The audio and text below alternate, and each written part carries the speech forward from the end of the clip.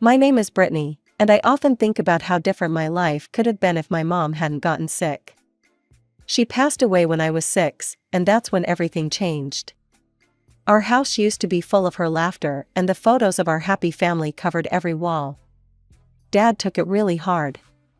For months, he barely spoke, just went to work and came back home, where I tried my best to be quiet and not bother him. I didn't really understand death back then. I kept asking when Mom would come back from heaven. Dad would just hug me tight and say nothing. Then he met Sandra at some work event. She started coming over for dinner, and I noticed Dad smiling more. I guess that's why I didn't say anything when, one by one, Mom's photos started disappearing from the walls, replaced by new ones with Sandra in them. "Brittany, Sandra, and I have something to tell you," Dad said one evening. They sat me down in our living room, and I remember playing with the hem of my dress, feeling nervous. "Sandra and I are getting married. She's going to live with us and be your new mom. You'll see, everything will be wonderful." But it wasn't wonderful. As soon as they got back from their honeymoon, Sandra started changing things.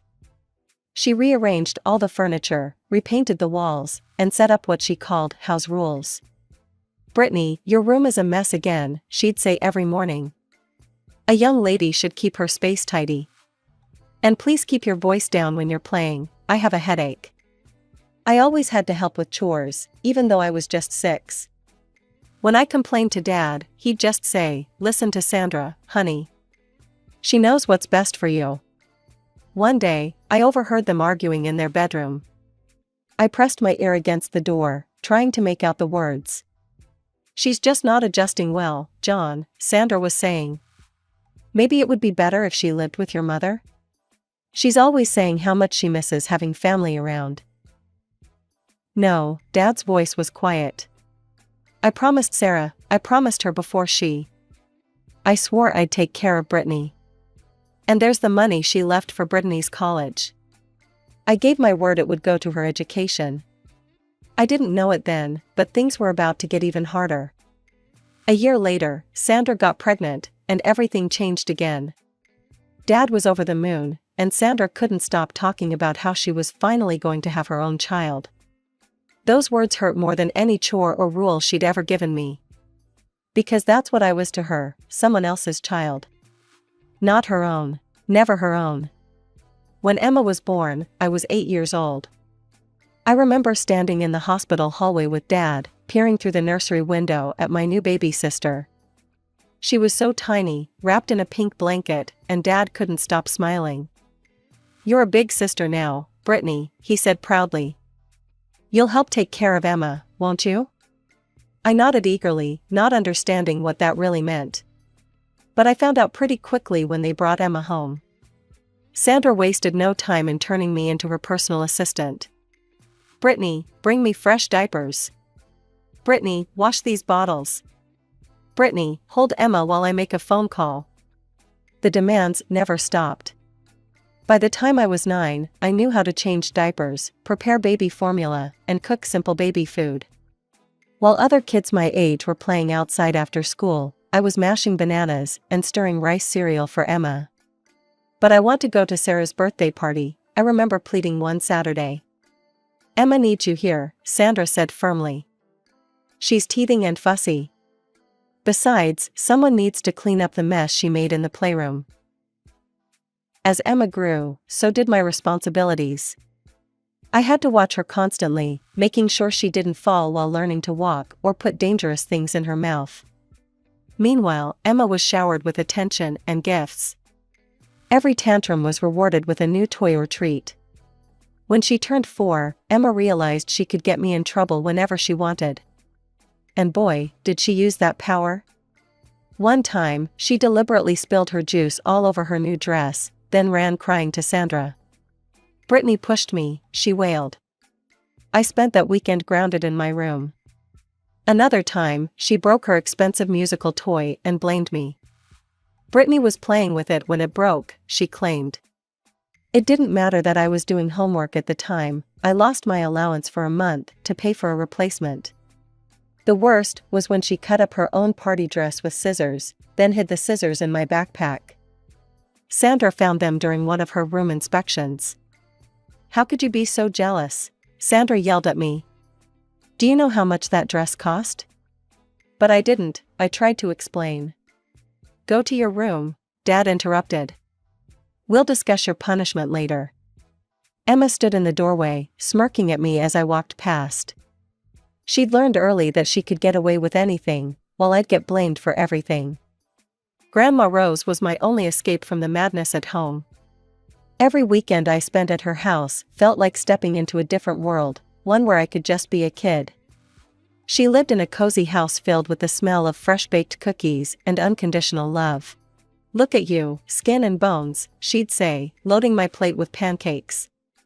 "That woman's got you running around like Cinderella."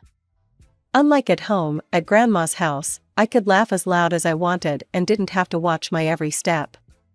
When Emma visited with me once, she quickly learned that her usual tricks wouldn't work there. "But I want ice cream before dinner," Emma had whined, stomping her feet. "Young lady," Grandma said firmly, "in this house, we eat our dinner first. And there's no rewards for tantrums." Emma never came back after that. "Grandma's house is boring," she told our parents. What she meant was that Grandma's house had rules that applied to everyone equally. Then came the day that changed everything. Emma had thrown a particularly dramatic fit about doing her homework, and Grandma happened to be visiting. "John," Grandma said to Dad, her voice stern, "that child is terribly spoiled. Sandra, you need to handle this better. You're raising a little tyrant." Sandra's face turned red. "How dare you criticize my parenting? You have no right." "I have every right when I see my granddaughters being treated so differently," Grandma shot back. "Look at what you're doing to Brittany." That night, I heard more shouting from downstairs. Sandra was crying, saying she wouldn't tolerate such disrespect. Dad, as usual, took her side. The next day, Sandra announced that we would no longer be visiting Grandma Rose. "But that's not fair," I protested. "Life isn't fair," Sandra snapped. "And if I catch you trying to contact her, you'll be grounded until college." College. That word became my lifeline during the next couple of years. I threw myself into studying, counting down the days until graduation. Mom had left money for my education. I'd overheard Dad talking about it enough times. That money was my ticket out. Then came graduation day. I was still in my cap and gown when Dad and Sandra sat me down for a serious talk. About college, Dad started, not meeting my eyes. "We've decided to save that money for Emma's education instead." The world stopped. "What?" "Your sister has such bright prospects," Sandra added smoothly. "And you, well, you're more suited for practical work." Something inside me snapped. For the first time in my life, I screamed. "That's my money. Mom left it for me." "You promised her, Dad. You're just a liar." "You ungrateful girl," Dad shouted, his face red. "After everything we've done for you. Get out. Tomorrow you can start your adult life somewhere else." I didn't wait for tomorrow. I ran upstairs, threw some clothes and essentials into my backpack, grabbed the hidden photo of Mom, and walked out. My friend Jenny had always said I could stay with her family if things got bad, and now things had gotten as bad as they could get. Life as a waitress wasn't what I'd dreamed of doing after high school, but it paid the bills, barely. I started at the Silver Spoon, a busy downtown restaurant, working double shifts whenever I could. My feet ached every night, and I smelled like French fries and burger grease, but at least I was free. Jenny's parents were amazing, letting me stay with them for those first few months. But I knew I couldn't impose forever. That's when I met Maria, another waitress at the restaurant, who was looking for a roommate. "The apartment's tiny," she warned me, "and the neighbors are loud, but it's cheap." She wasn't kidding about tiny. Our shared apartment could barely fit 2 beds and a couch. But it was ours, and neither of us had to answer to anyone else. We worked the same shifts, shared grocery bills, and somehow made it work. "Any plans for school?" Maria would ask sometimes, as we counted our tips after closing. I'd just shake my head. With rent, utilities, and food, I could barely save anything.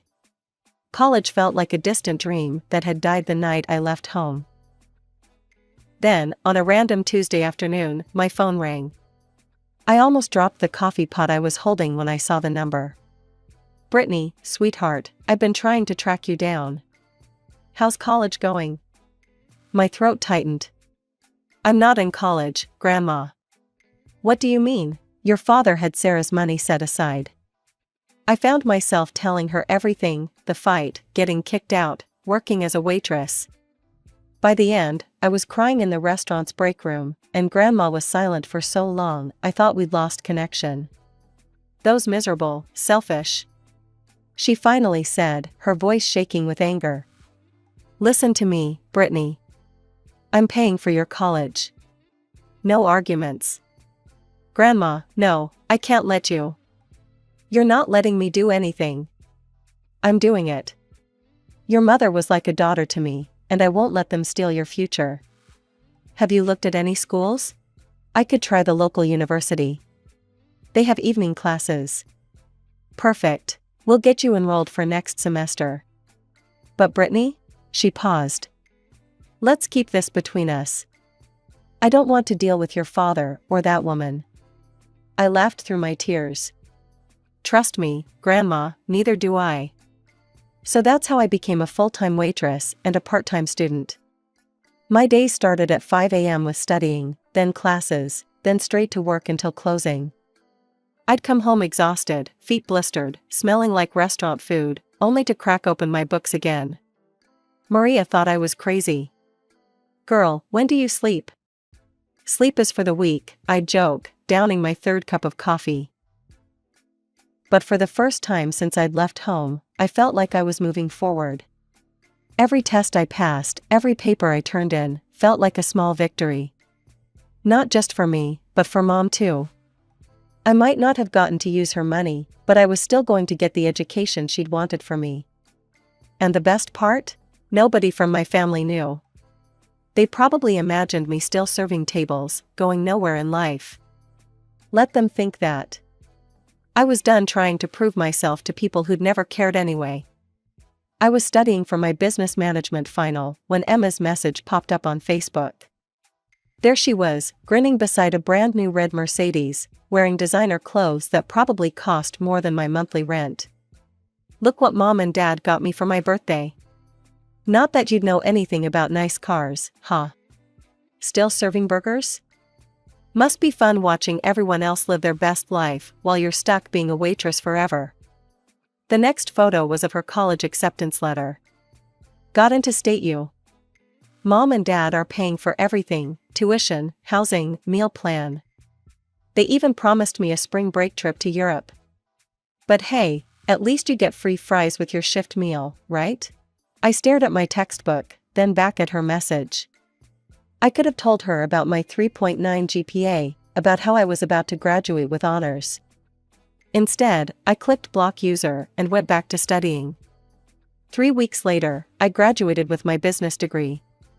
Only Grandma was there to watch me walk across the stage, but that was all I needed. We went out for dinner afterward, at a different restaurant, of course. Back at work, things started changing. Mr. Peterson, the owner, called me into his office one morning. "Brittany, we've noticed how hard you work. How would you feel about becoming shift manager? You know this place inside and out, the staff respects you, and you've got the education for it now." That was just the beginning. 6 months later, I was promoted to floor administrator.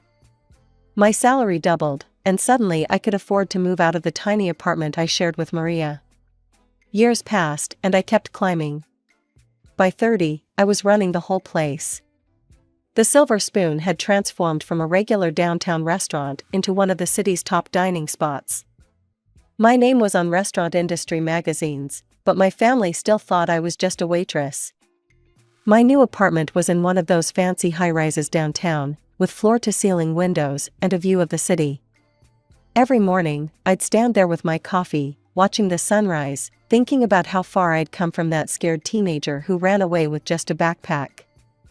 It was a quiet Monday morning when I got the Facebook message from Mrs. Roberts, our old neighbor.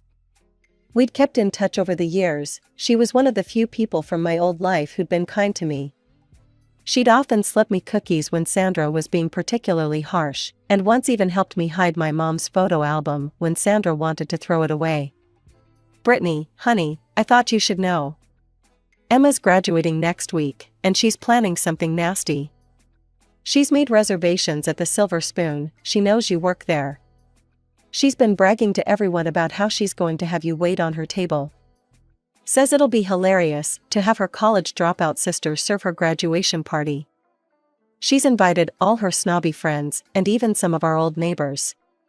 She's been telling everyone how she's going to show them what a failure you turned out to be. I thought you should know." I sat back in my leather office chair, looking out over the restaurant floor through the one-way glass. The lunch rush was just beginning, and I watched my well-trained staff move efficiently between tables, like a perfectly choreographed dance. A slow smile spread across my face as I opened our reservation system. Sure enough, there it was, Emma Wilson, party of 15, Saturday 7 p.m., graduation celebration. She'd even added a special note requesting the best table in the house, price is no object. My fingers hovered over the keyboard. I could cancel it. One click, and their reservation would disappear.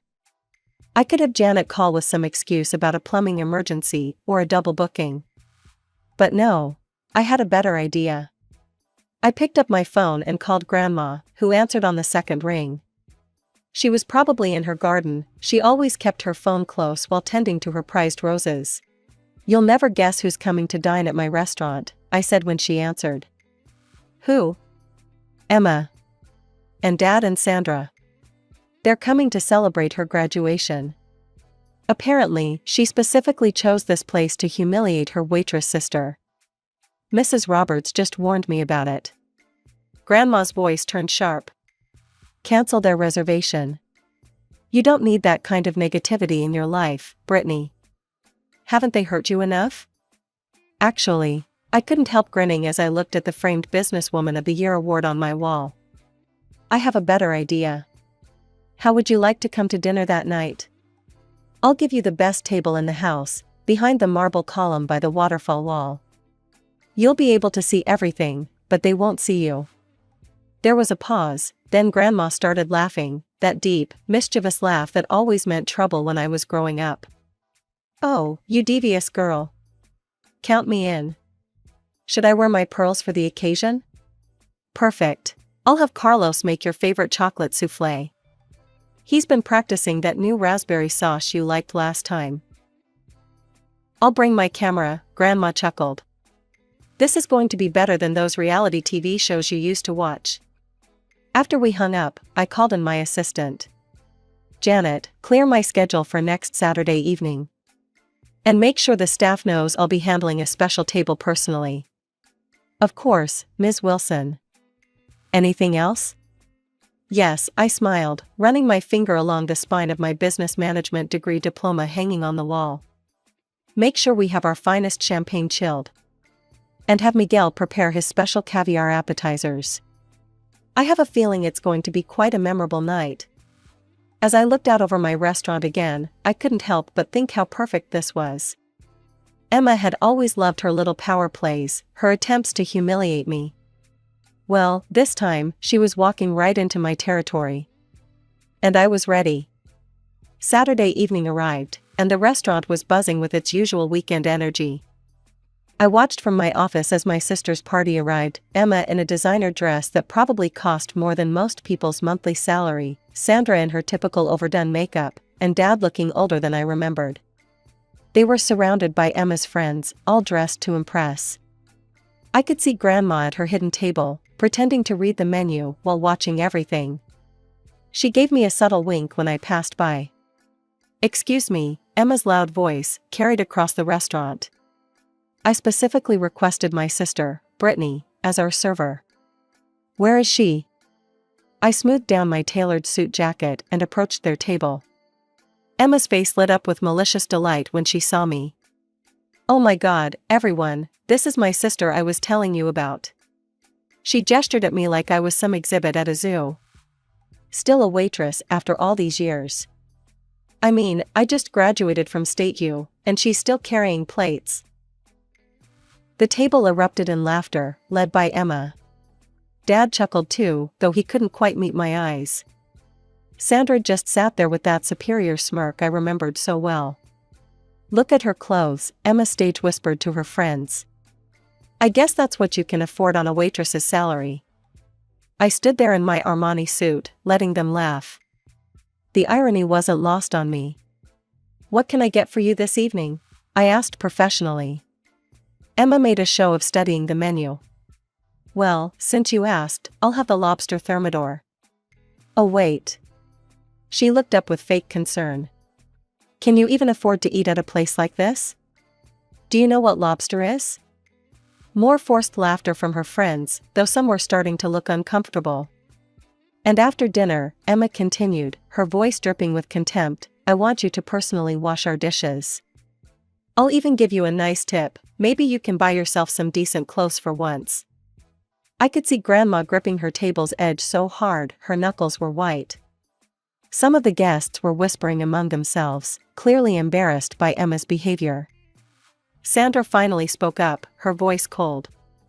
Really, Brittany, you should be grateful Emma chose your establishment for her celebration. Though I must say, I'm surprised they hired someone like you at such a nice place. Actually, I said, my smile never wavering, I won't be able to take your order or wash your dishes tonight. Emma's face darkened. What do you mean, you won't? I want to speak to your manager right now. I'll have you fired. That won't be necessary, I said calmly. The manager is already here.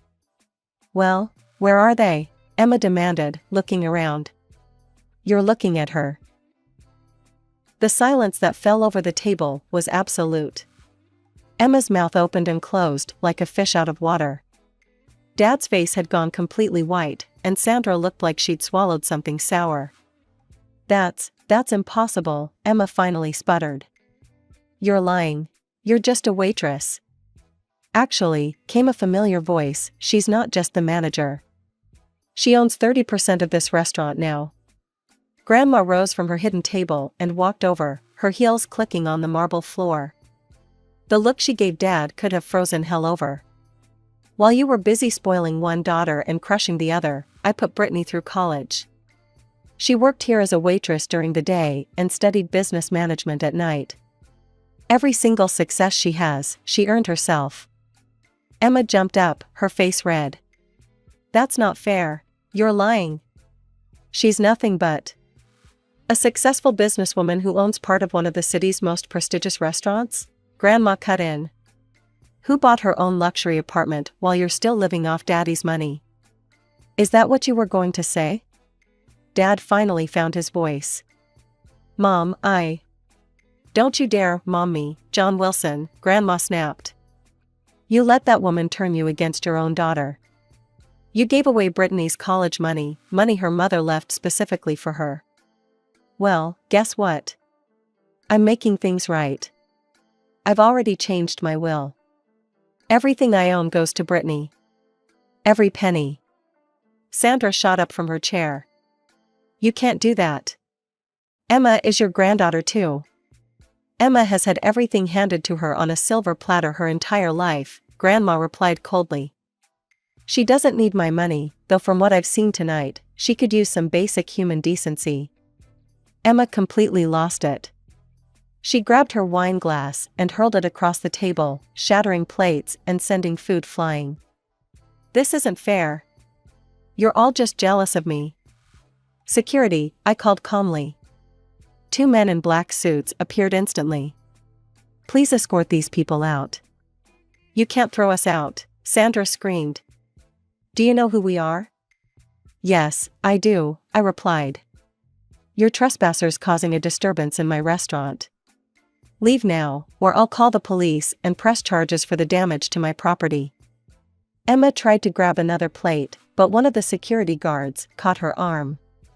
Dad just stood there, looking lost, as they were all led to the door. Brittany, he called back weakly. Please, can we talk?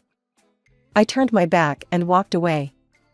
Over the next few months, he tried everything: calls, emails, even showing up at the restaurant once.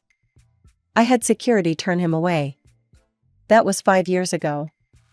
The Silver Spoon is now the top-rated restaurant in the city, and I've opened 2 more locations. Grandma kept her word about the will, though thankfully she's still going strong at 75, tending her garden and coming to the restaurant every Sunday for her chocolate soufflé. Last week, I got another message from Emma. Something about how she's changed and wants to make amends. I did what I always do with messages from that part of my life, hit delete and went back to work. Some chapters are better left closed.